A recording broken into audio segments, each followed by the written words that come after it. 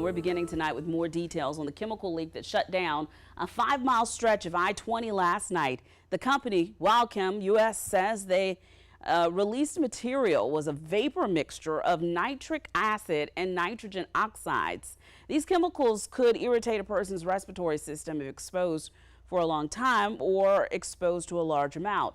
DHEC says it's unlikely anyone would experience health impacts from the incident, but that anyone with questions should contact the healthcare provider immediately. The chemical was released around 5:45 yesterday. Several homes in the Elgin area were evacuated, but no injuries were reported. The all clear was given by about 10 o'clock last night. The company was partially reopened this morning. Meanwhile, some residents are concerned over what they say was a lack of communication over the incident. Nate Stanley has that part of the story tonight.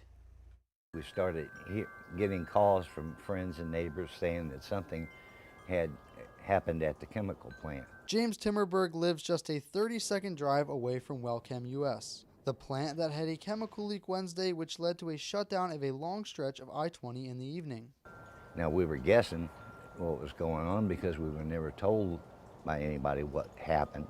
Timmerberg and his wife have lived along Larry Jeffers Road for decades. He says he remembers there used to be a siren that would alert residents of an accident, and that there used to be a system that would also make phone calls to people who live close by during routine practices. You weren't going to miss this alarm. You would hear this alarm all around this neighborhood and all the way up into Elgin itself.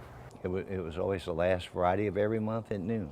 That alarm would go off and the phones would ring. But it's been years since that's been utilized. After a lung surgery just a few days ago, Timmerberg felt worried about his health and felt left in the dark about the chemical leak. And I was shocked that not any information at all was provided, and we had to hear it from people or watch it on TV to know what the heck was going on.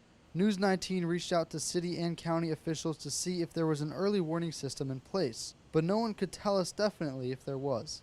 Kershaw County Fire Services Chief Will Glover says the spill yesterday did not require mass communication efforts from the department or from the state specifically.